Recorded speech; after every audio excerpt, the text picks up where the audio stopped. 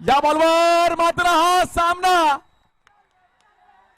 जिंकला गेलाय. वियानेट मुकेश रॉयल चेंबूर संघ चॅम्पियन होतोय. शिवम लोखंडेला मात्र पुरस्कार दिला जातोय मेलविन मेमोरियल कपची प्लेअर ऑफ द टुर्नामेंट.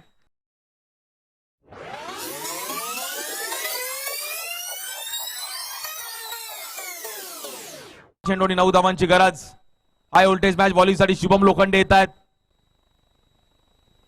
या बॉलवर फ्लिक केलं गेलंय. गॅप मध्ये बॉल जाईल आणि तिकडे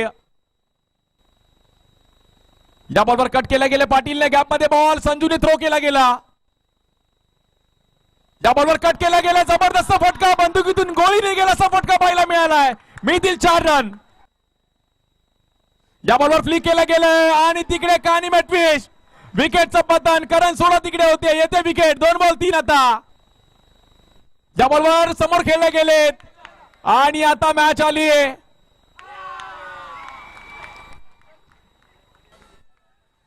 या बॉलवर मात्र हा सामना